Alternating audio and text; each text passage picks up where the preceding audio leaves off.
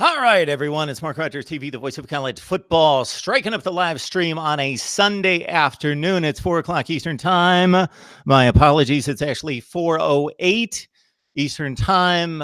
That was a typo. It was supposed to be live stream notification at 4:08, not 4:00 Eastern time, because I knew it would be at 4:08. No, I'm late. I'm sorry.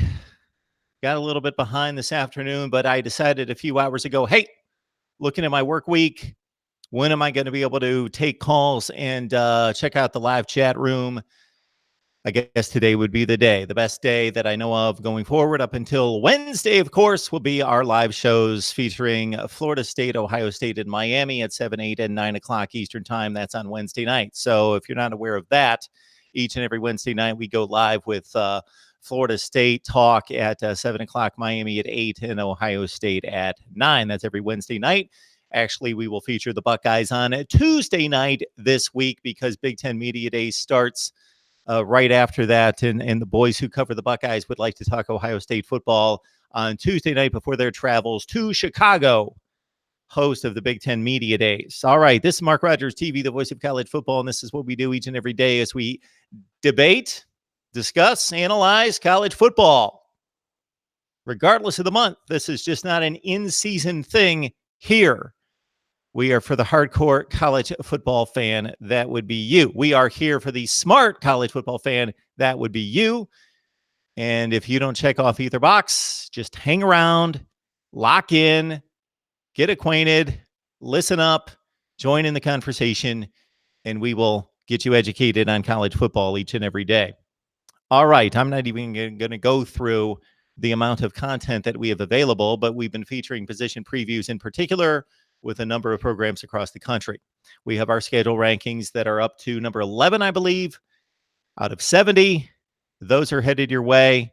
Please call in. I'm going to be on the line for another 45 to 50 minutes. 860-325-3687. I was going to go through the Athlon's College Football Preview Magazine. What I actually probably should be doing right now is working on my college football team previews. So I started on that just a couple hours ago. And what I'm going to do is, instead of boxing myself into a corner because there's only about 6 weeks until the season starts, I'm going to pluck the top programs and the major contenders from each conference, and I'm going to focus on those teams first. And I'm going to do my very best to at least get the Power 5 done, season previews. I was working on Clemson and Florida State this afternoon, so those will most likely be out first, but we've got to get the schedule rankings out there, and so those 10 videos will be released here in the next few days. Here at Mark Rogers TV, the voice of college football, 860-325-3687. Let me get that in the live chat. I appreciate the great response because of you who are already subscribers, like the videos, comment, get engaged in the live chats. You know what happens is more people join. More people join because of your engagement, because it gets my videos into the suggested categories, into the YouTube traffic, and then more people take part in the views. More people take part in the conversation. More people watch the videos.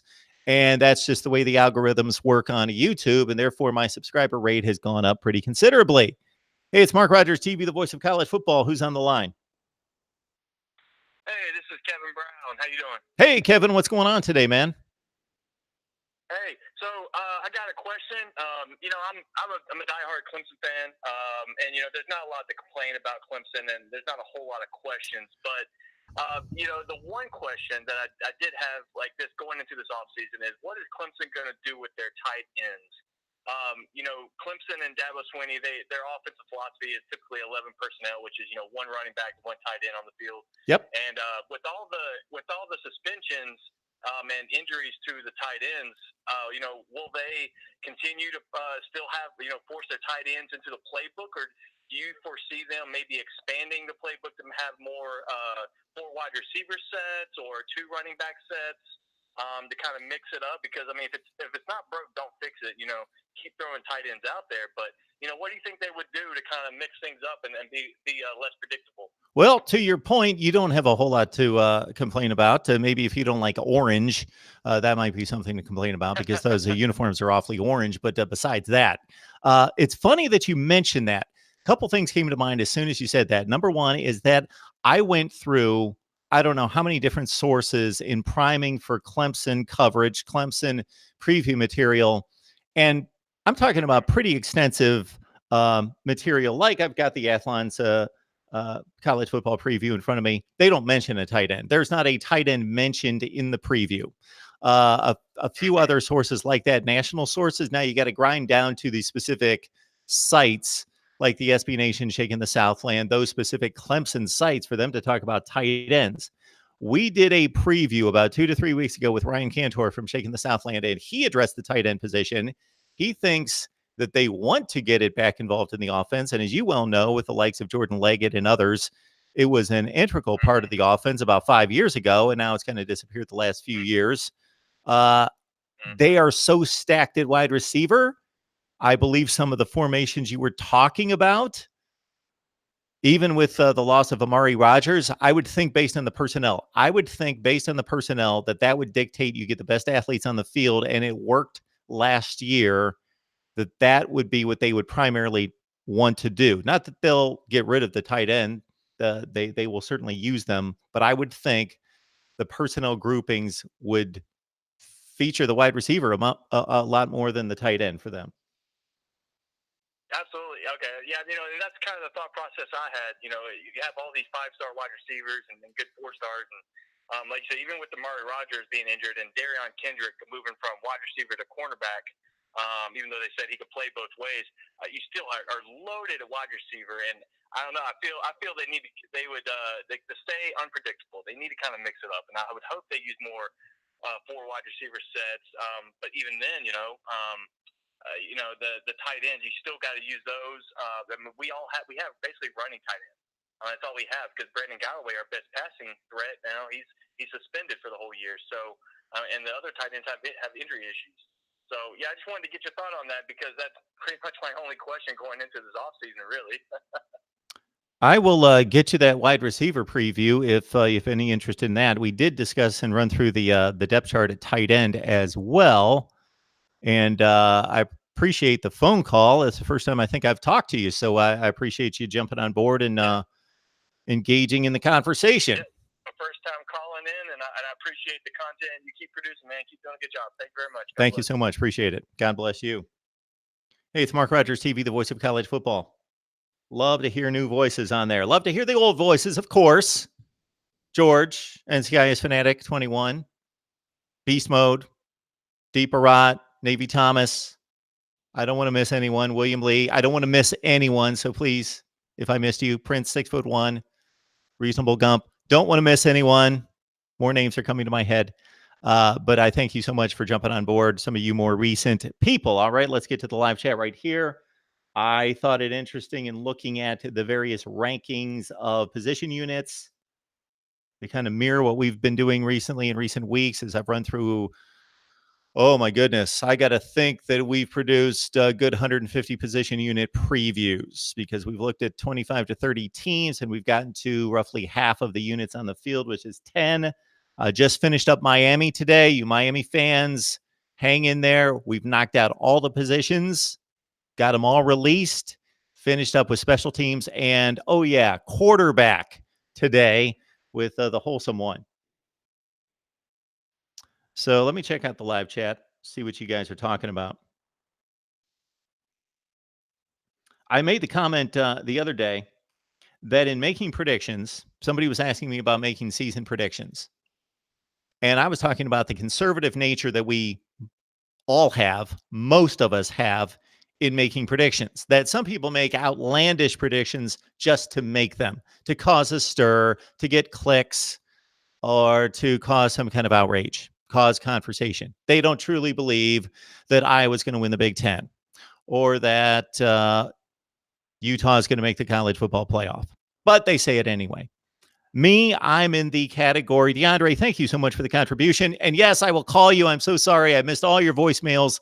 DeAndre, I am here And I appreciate that. I got to tell you that when I saw the number in the voicemails, along with a zillion other voicemails, it didn't trigger anything until I listened to one of them. And I thought, okay, I've got to get back to DeAndre. But thank you so much for the contribution. And what's up with you as well, DeAndre? I hope all is well.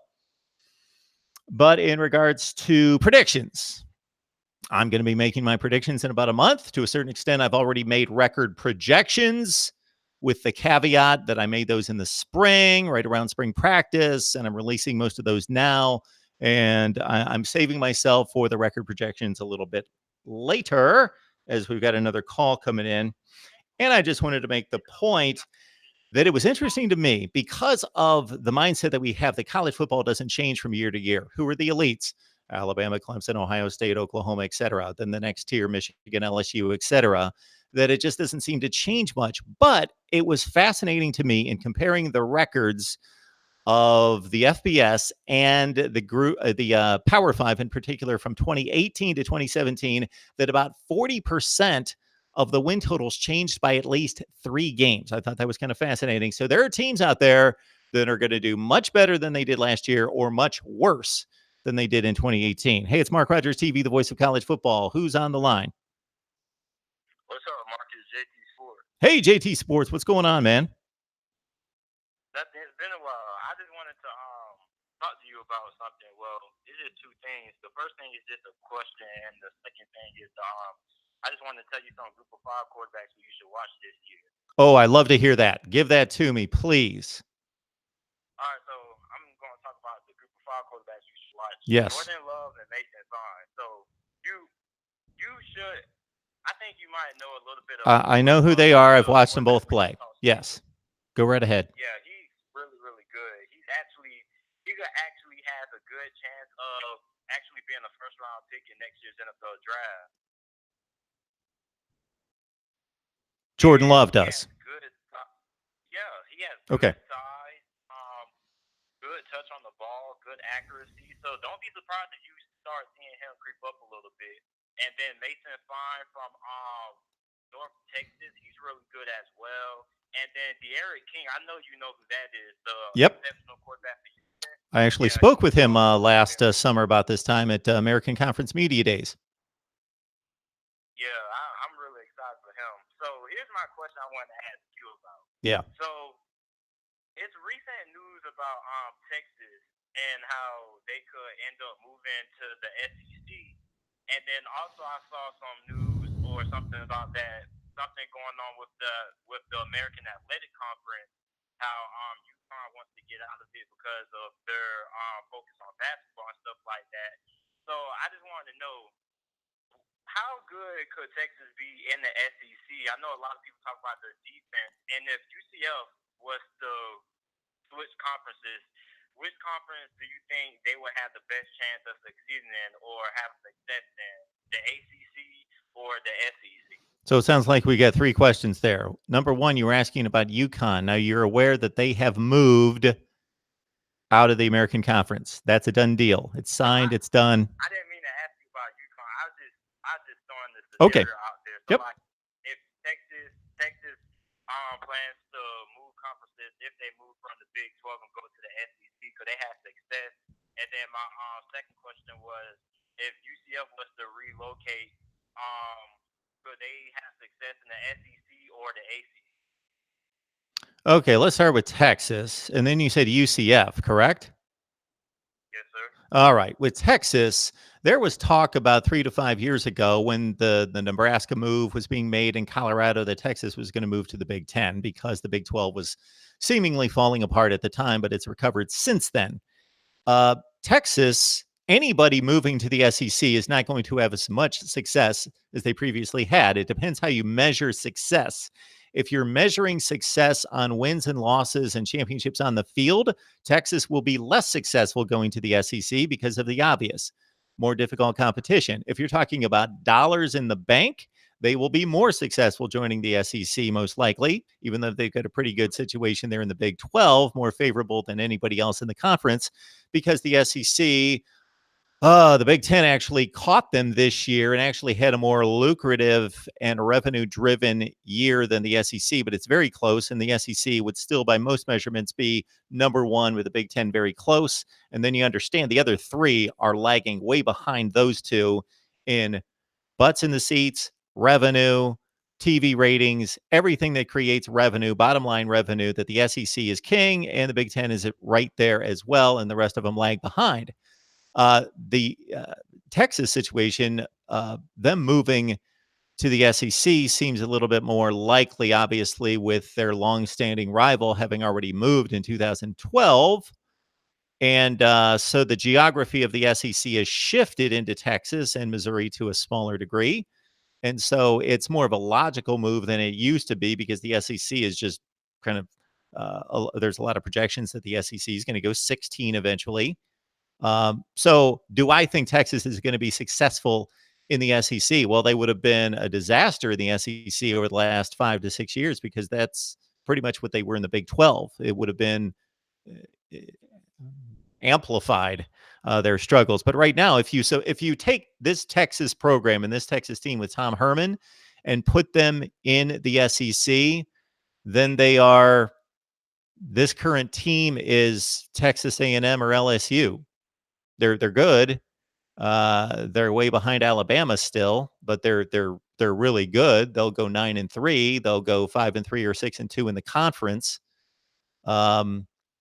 Maybe that's the reason why Texas A&M has increased its recruiting prowess so much.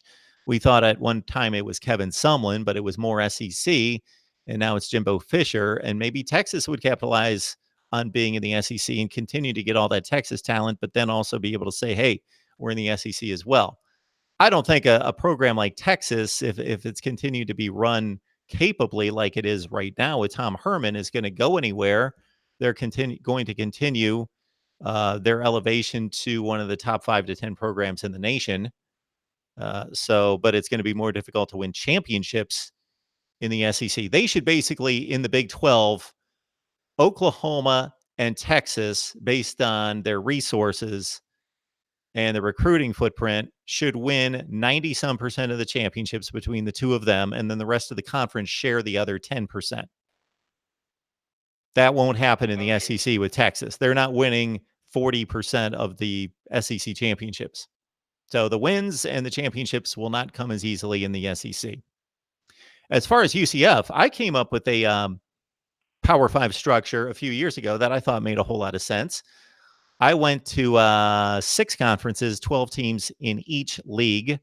Therefore, we had to trim down the ACC and the SEC. And what I did is I built another conference in the Big East, in the Northeast, and I took Louisville and Penn State and Army, and I took Syracuse and Pitt. I took all those teams that don't belong in the traditional ACC, Boston College, Pitt, Syracuse, etc., and took them up to play in the Big East. And it left me with 12 teams. It left me with 10 teams in the ACC, and then I plucked out South Florida and UCF to be natural rivals with Miami and joined the ACC. UCF would have a chance of being competitive in the ACC. Pitt just won a division in the ACC. Georgia Tech's won multiple division championships in the last 10 years in the ACC. Duke won a championship in the ACC, a division championship in 2013. Those teams wouldn't come anywhere close to winning division championships in the SEC. UCF would be better served going to the ACC. All right. Just one more question. So, if UCF was to join the ACC or the SEC, would that impact their recruiting? And if so, how much? Oh, absolutely. It would impact their recruiting.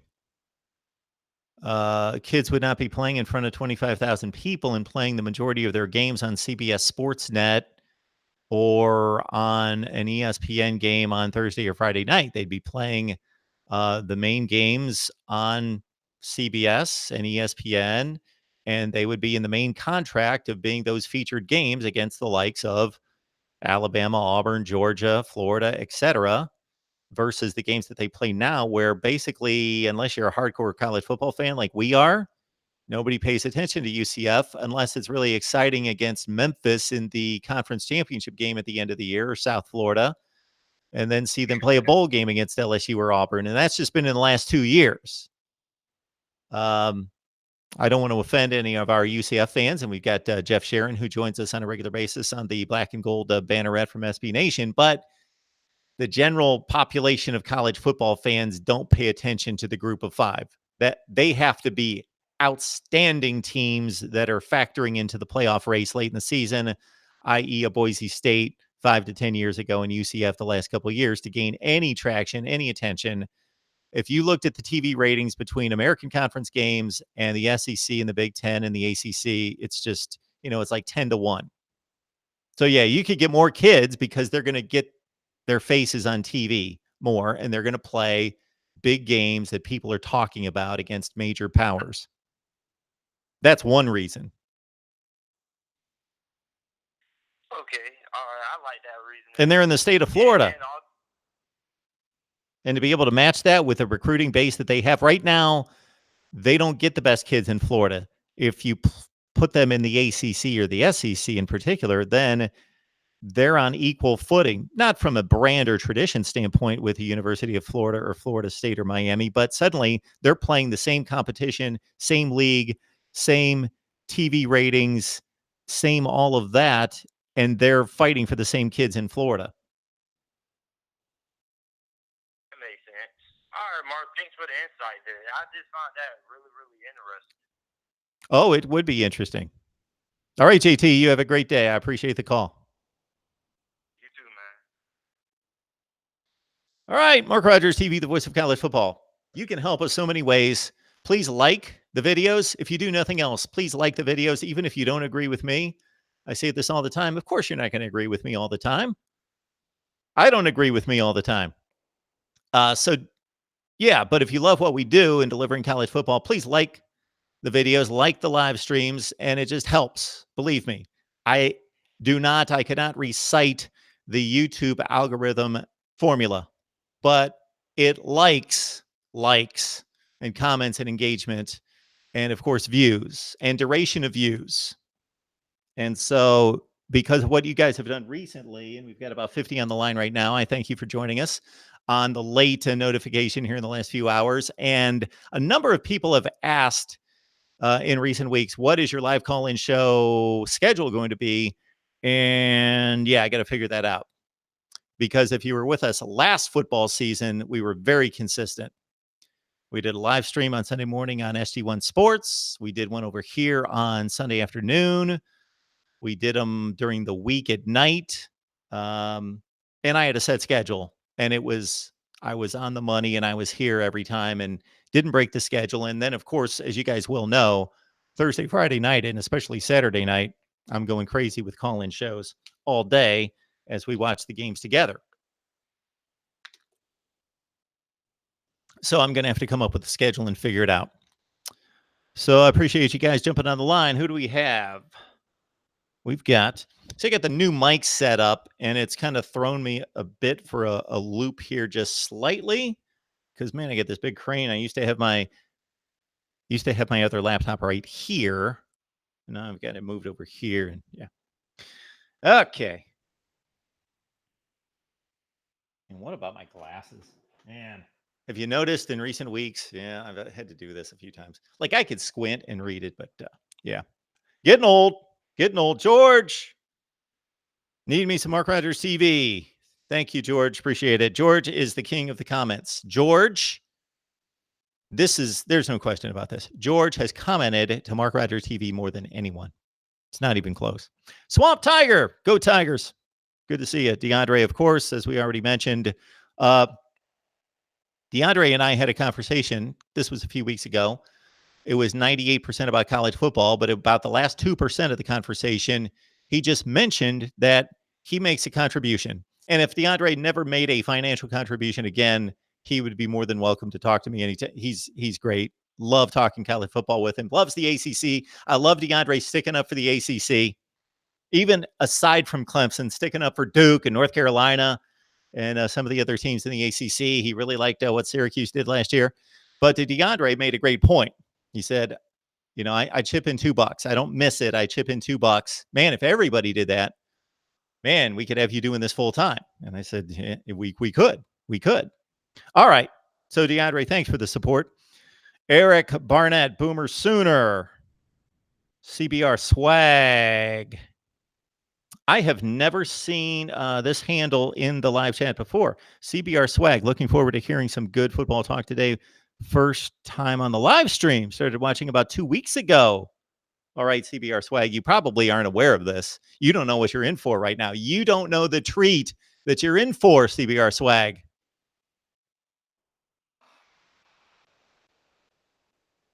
Welcome to Mark Rogers TV, the voice of college football. We appreciate you jumping on board and joining what we consider to be the very best online discussion in college football. We know there are some really good ones out there. I've been watching Uncle Lou a little bit more recently than I did before. Not that I didn't want to watch him before, but I just don't have time to be watching other people. And, go check out Uncle Lou. I think he does a remarkable job as well. So we see a lot of garbage on YouTube as well, and a lot of people that just don't belong. But that's the beauty of what we do, isn't it? I was listening to Rick Riley, right? He's the big Sports Illustrated writer. Did I get his name right? Rick Riley. Yeah.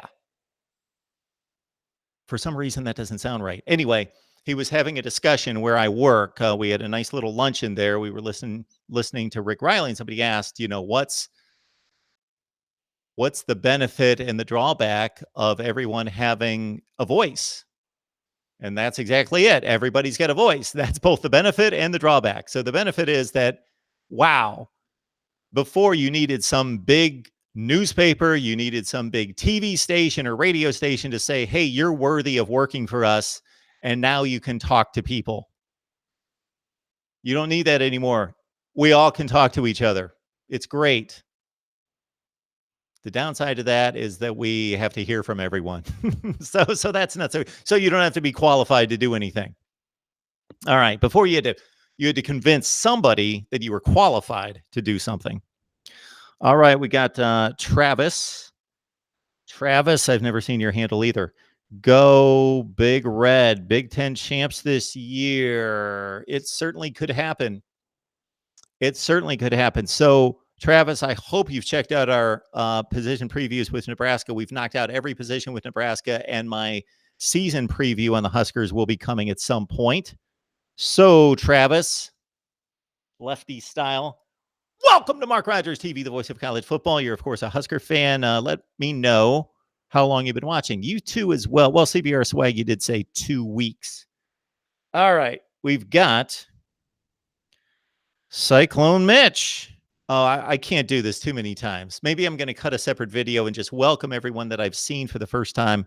I appreciate you guys jumping on board and subscribing and doing all those good things because our subscriber rate has gone up tremendously. Somebody mentioned to me just the other day, they said, well, it's not college football season. Your numbers are probably going way down. Nope, they're going up. So thank you. Thank you. It's because of you, not me. I just talk. All right. And a whole bunch of other people. So I can't mention everyone here, but we got Norman, we got Ryan Mell, who obviously joins us a number of times and loves the dogs. Hey, Mark, you gridiron expert at SG1 Sports uploaded a UCLA preview today. All three of us, huh? Okay, we did. So when it comes to UCLA football, yes, I uploaded what was my record projection and also my schedule ranking for UCLA, which is mighty tough. Their non-conference schedule is brutal, even though they only have one Power 5, Oklahoma, Cincinnati, San Diego State, Oklahoma. There are no gimmies on the UCLA schedule. I preview the UCLA schedule today and definitely next week, not this week. All the 4 of the 5 power conferences will hold their media days to this week. So we're going to be all over it. We're going to be talking SEC, Big 10, Big 12, and ACC this week from a number of guests that are going to be attending those various media days. But next week on July 24th is Pac-12 Media Day.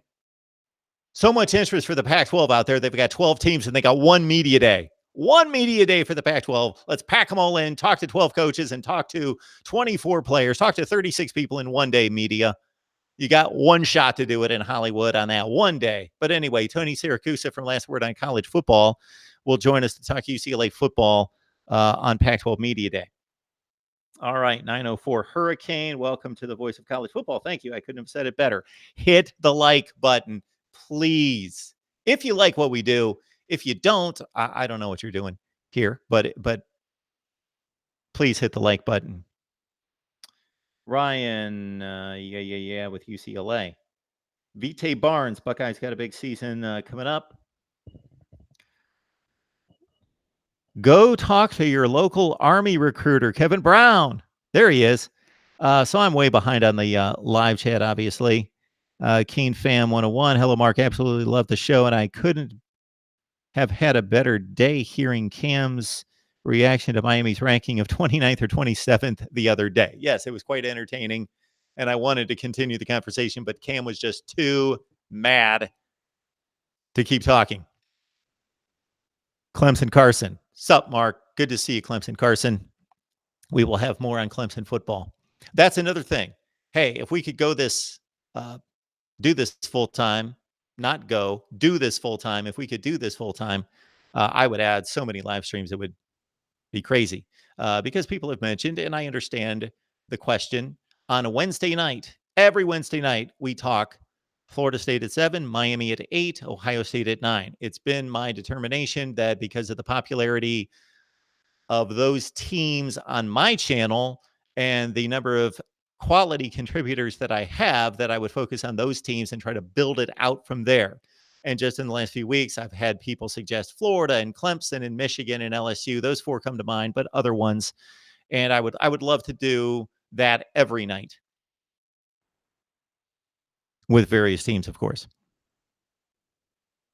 CBR Swag. Obviously, I'm a Sooner fan. I'd like to ask, where you, as a broad college football fan, media member, where you think our offensive line will rank in the defensive ranking where OU, I'm sorry, I should put the glasses back on, where OU will rank in the defensive rankings this year.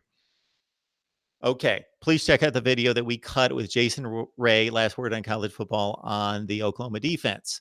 Alex Grinch. We also had a conversation about Alex Grinch on my live Ohio State chat a couple weekends ago because I thought it was tremendous, the insight that those guys like Steve Hellwagon and Kevin Noon and Tony Gerdeman, they cover the team on a daily basis. Like, they're there at the practices. They've got the inside intel, told me about when I posed the question.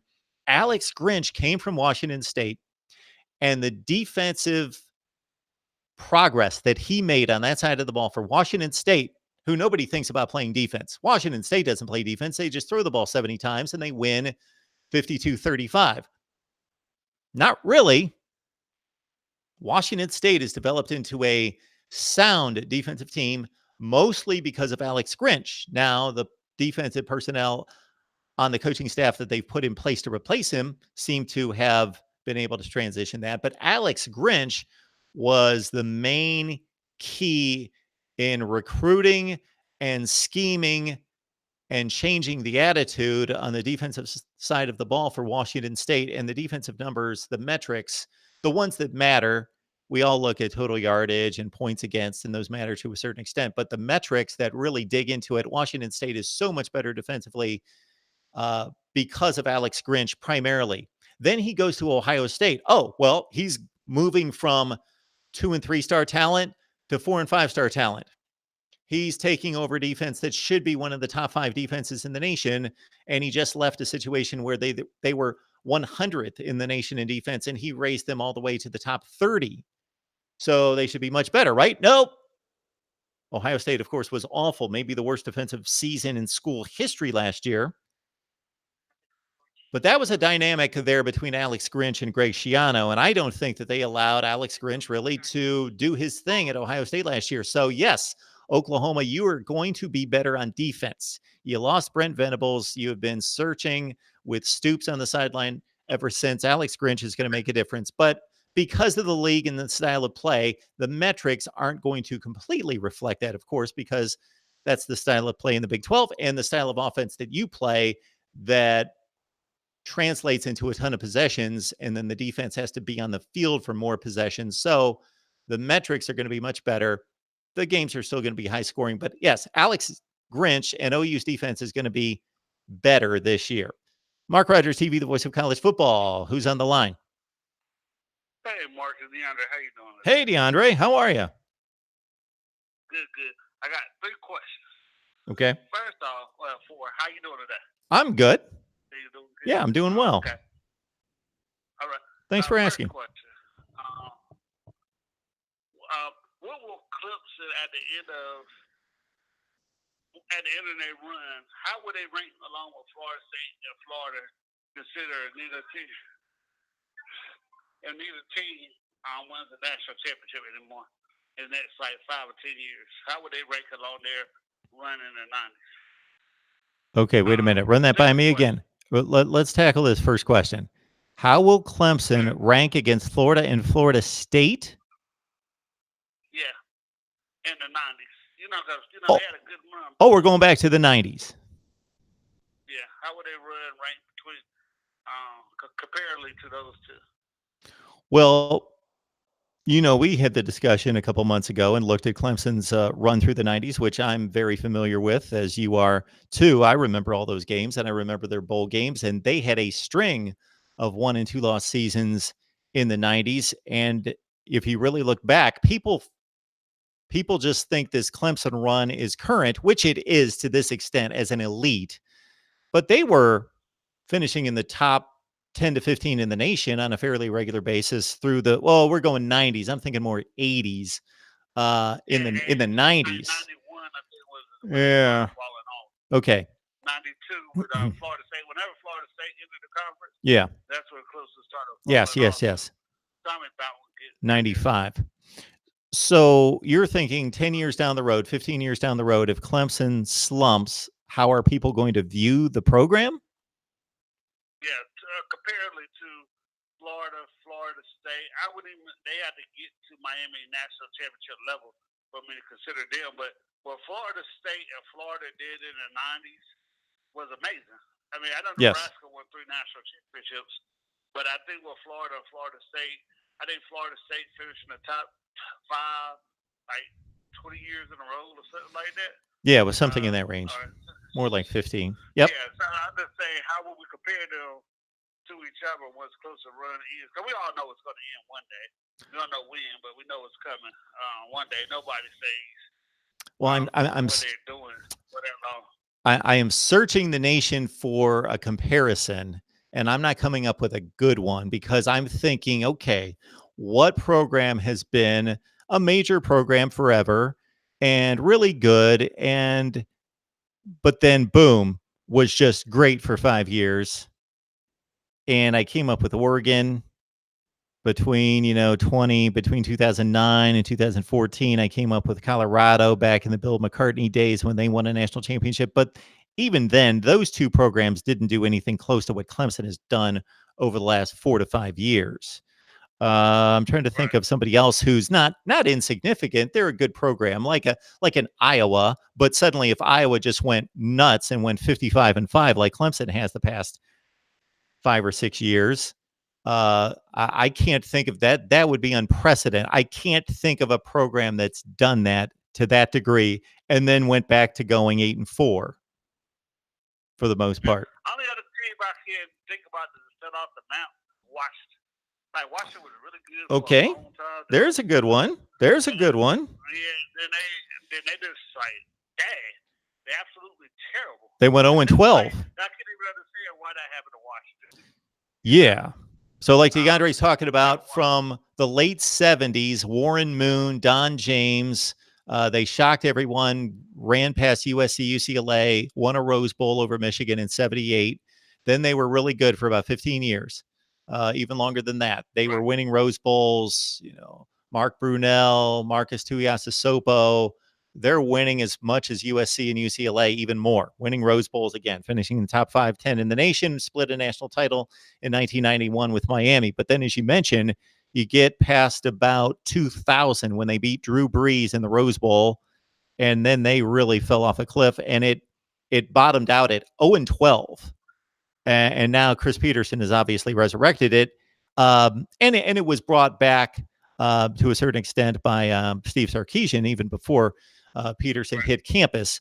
But they didn't even have a run like Clemson.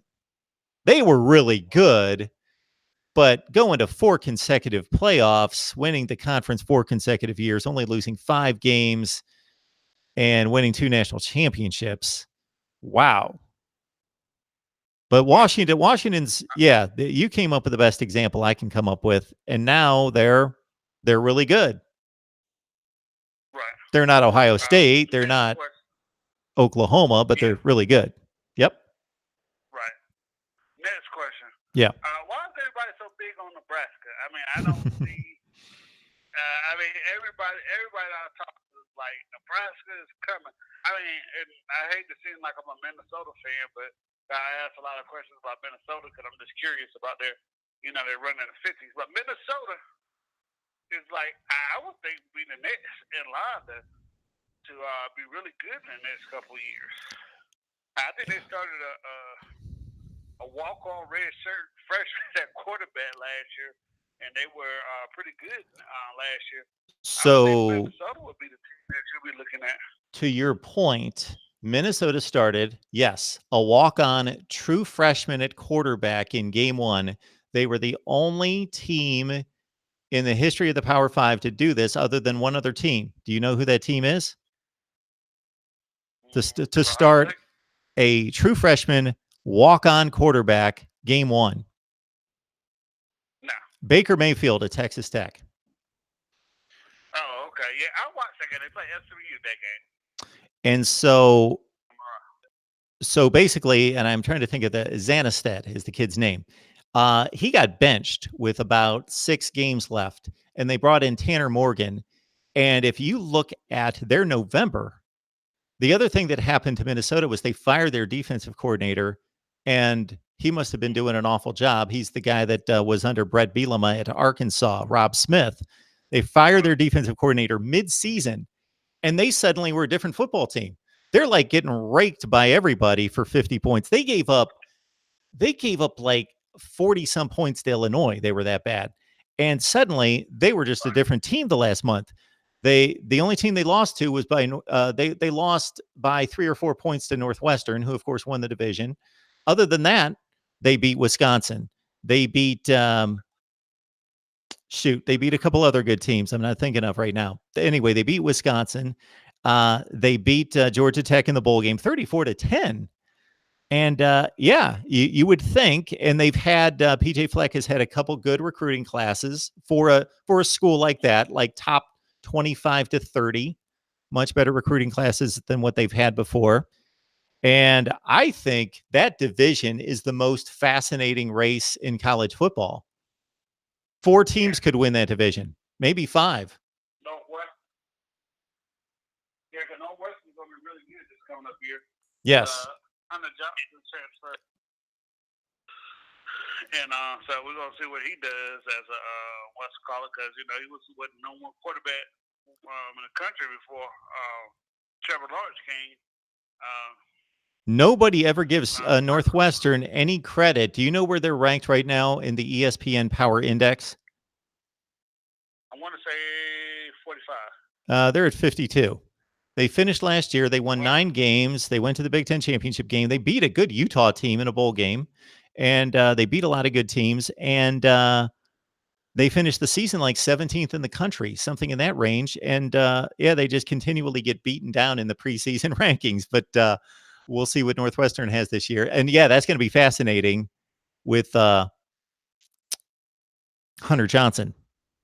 Am I screwing up names there? Yes, Hunter Johnson at quarterback. Yeah, that's it. Since I watch the channel a lot, I know you do a lot of Miami Hurricanes, talk, and I listen to Zoe and can't remember the other guy name, who writes blogs. But my problem with I hear what they're saying.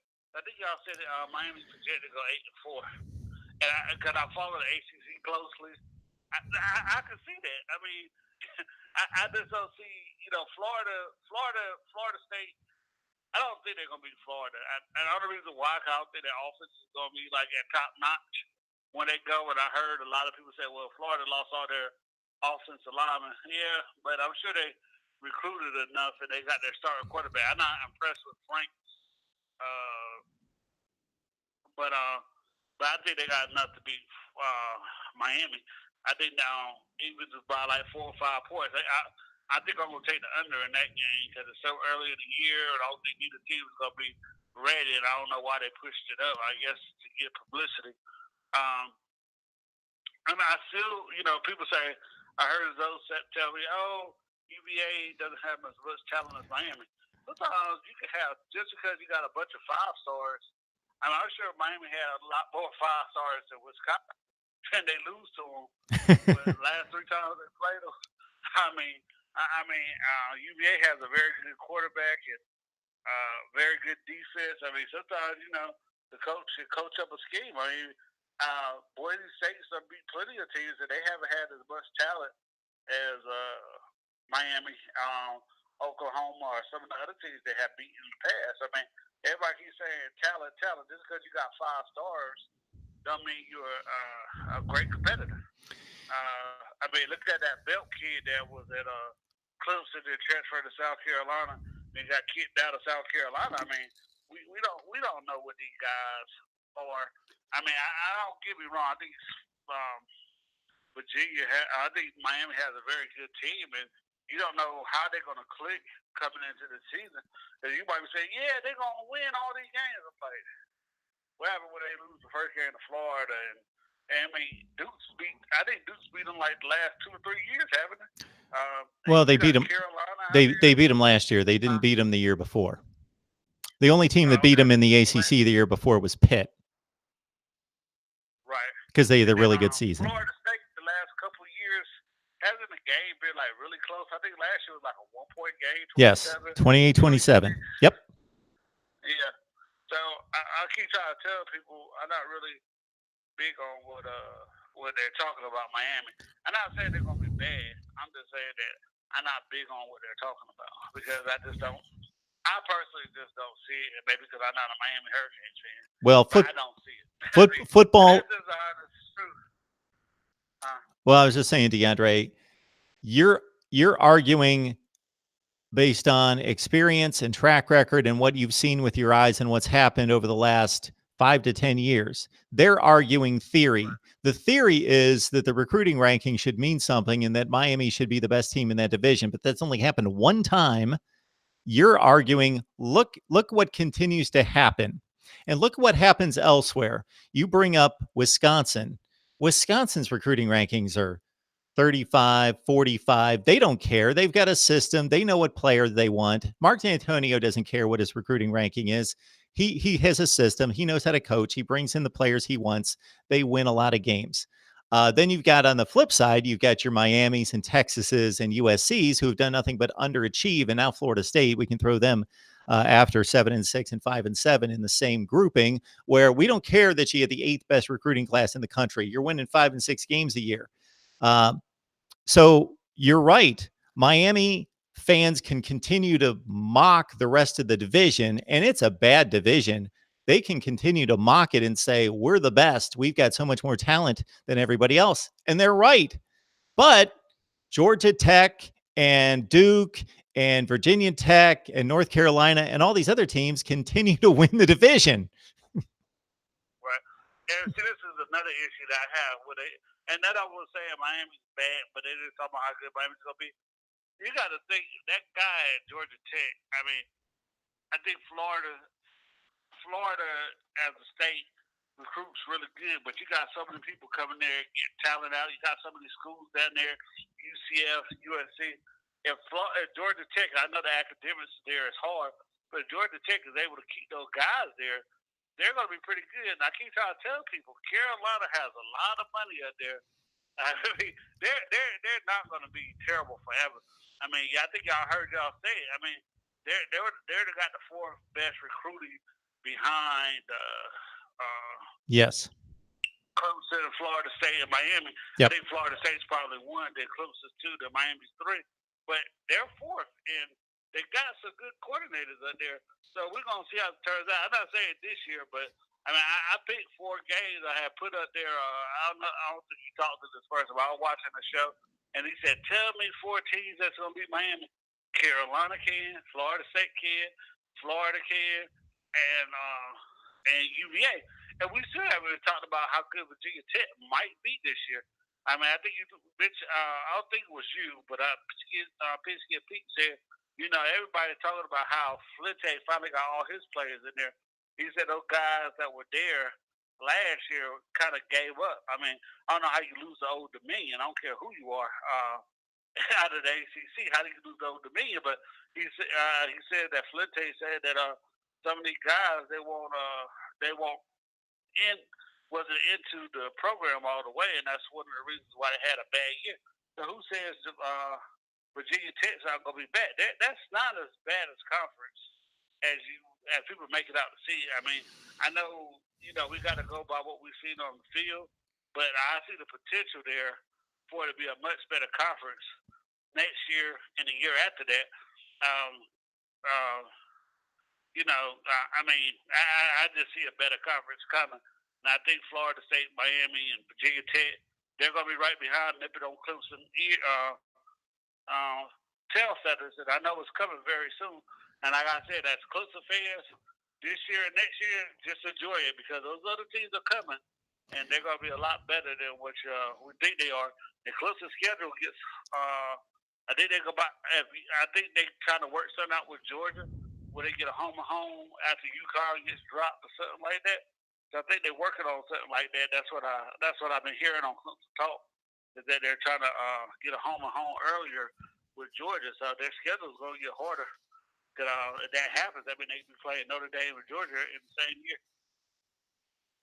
I was looking at some metrics today, and the key to the Miami season is if they fix this offense and they get reasonable quarterback play. And the hope that they have there is that despite the inexperience of the position, they do have 3 extremely talented players. So if one of those guys comes through and they select the right guy and he can grasp the offense, they can fix the quarterback job. And I was working on some preview material today, and some of the metrics offensively last year for Miami were just so ridiculously atrocious.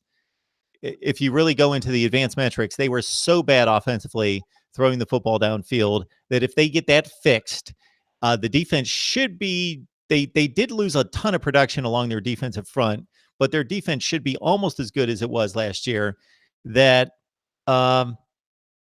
there's nobody on their schedule that they're definitely going to lose to. There's no Clemson, Alabama, etc. on the schedule. So they can beat everyone on their schedule. But the thing Miami fans ignore is that they just think Duke and North Carolina and Virginia and all these teams are just pushovers and that they're going to win automatically. And that's definitely not the case, especially when I'm looking at Virginia, because I think that's going to be my choice to make when I really look at personnel is going to be, is Virginia going to win this division or is Miami going to win this division?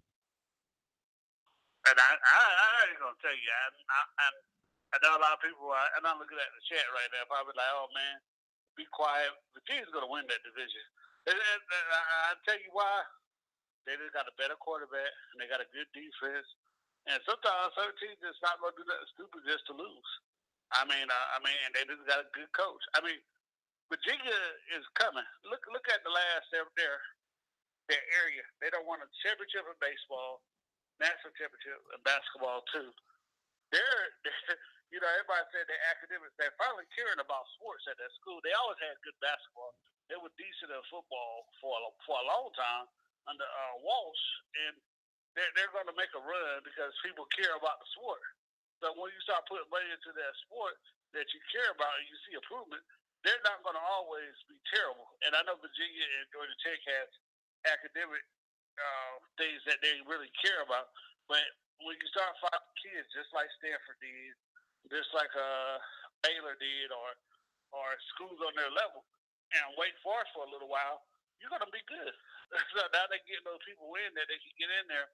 So we're going to see. But like I tell them, I can't wait for football. But, Miami fans, we sit there and people say, well, what you want us to do? Kiss Clemson ass? I said, nah, I just telling y'all, y'all talking all that noise. Who's going to beat us there? Well, you got to hear my mouth. in the regular season after y'all lose to some of these teams. Like, well, where is that Miami swag at now that you were talking? I know how some of them ain't gonna mention no names. They like to block me once I start talking junk. But I'm just saying, you better watch out for those teams and all the noise you're talking. But Mark, you have a great day. I'll be listening to the show, and I'll be waiting for other callers to call in. Thanks, DeAndre. I appreciate it. Thanks so much for the contribution. Yes, sir. DeAndre, our man who loves Clemson football, but he talks the ACC, and he loves the ACC, and he talks college football across the country. I'm looking at Virginia's results from last year. They went 4-4 in the ACC. Of course, they went 7-5, and I don't want people to go too crazy on Virginia because they're coming off that high of the bowl victory against an SEC team, South Carolina. So people make a big deal out of that. And I certainly didn't expect them to win that game either. They were a 5-point underdog and they won 28-0, but maybe that had a lot to do with South Carolina as well. So Virginia, let's be optimistic, but not too crazy about them just taking off. But Bronco Mendenhall can coach. I don't hear him talked about as a great coach, and maybe he's not a great coach, but he's a top 10 to 15 coach in the country. He consistently at BYU ranked. BYU hasn't done anything close to what he accomplished when he was there. He went 99-49 at BYU. He was consistently ranked in the top 25. Then he comes to Virginia, takes over a dumpster fire, bites the bullet the first year to implement his system, only wins 2 games, looks like garbage. Then they win 6. Then they win 8. All right, it's Mark Rogers TV, the voice of college football. Who's on the line? Mark, how you doing, man? It's Ramon. Hey, Ramon, how are you? Good, good. How's everything going with you? Things are good. Things are good. What are you up to? Not a whole lot. Obviously I'm calling about my Canes, and I just, listening to DeAndre roast us for a good 15 minutes, but, it's all fun in sports. But I'm one of the more logical fans just in general with all things. I take things at face value, and it gets to the point where we have to be honest with ourselves and say, no matter how many times we stack up a top 15 recruiting class in the country, the performance on the field hasn't been exemplary of that at all. For the better part of almost 2 decades now. But one of the things I'm really hoping for is to see if the offense can take on the identity of Manny Diaz, the same way the defense has. I mean, if they can have that, that fierce competitive nature, but the offense, we were miserable last year. I mean, I'm looking for us to have a lot of those C words this year. The continuity, consistency, cohesion. Those are the things we need. I mean, we were in the bottom 100 in the country. If we can get somewhere even in the mid-50s, I mean, that'll go a long way to even not losing games that we just let teams hang around for the better part of the first half last year, things like that. So I'm looking at a number here, Ramon. It says 17.7. So unfortunately, Miami's offense was allowed one of the highest havoc rates in the nation, almost 18%, meaning they had that many plays. About 18% of the plays were plays that were blown up in the backfield. So this, to me, speaks of a quarterback holding onto the ball. It speaks to a bad offensive line. It speaks to also opponents intercepted 14 passes and broke up another 48, which speaks to balls not being thrown in the right place, more so than the wide receivers. And I know you were let down by a lot of drops last year. The case can be easily made how Miami can break through and be so much better. You take that defense that you put on the field for the last, especially 2 years, 3-4 years since Manny Diaz jumped on board, and you put that together with the offensive weapons you have, with just a little bit better offensive line play and a quarterback who's going to be just capable. And you've got 3 of them that are very talented. So the odds say, the probabilities say that at least one of those 3 guys is going to show the ability to grasp the offense, deliver the ball, make the right reads, and lead the team in August camp, that they're going to make the right selection and they're going to have at least decent quarterback play, and they're going to be substantially better. Oh Oh yeah, definitely. Along the offensive line, it sounds like I'm beating a dead horse. All the Miami fans, we talk about this stuff, but you have to play to people's strengths. I mean, if we don't have those trench bullies on the offensive line, they're just going to overpower people. We have to use them for what they are, finesse players. We have to out scheme fast moving defense that are going to outpower you. You have to get to your guys' space. And I know I'm not saying anything that's profound right now, but you have to have a coaching staff that's not stubborn and realizes you have to keep up with the times.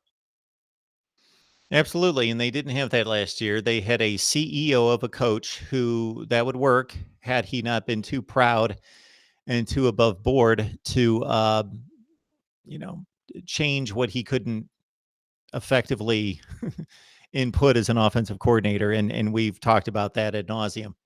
Ramon, we appreciate the phone call, sir. All right. You take care. Thank you so much.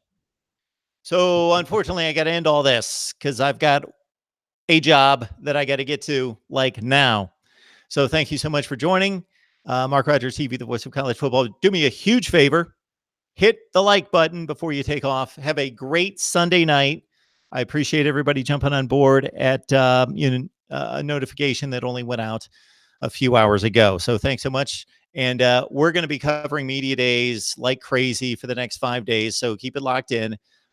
SEC, Big 10, and Big 12, and ACC this week, the Pac-12 next week. We will see you all very soon.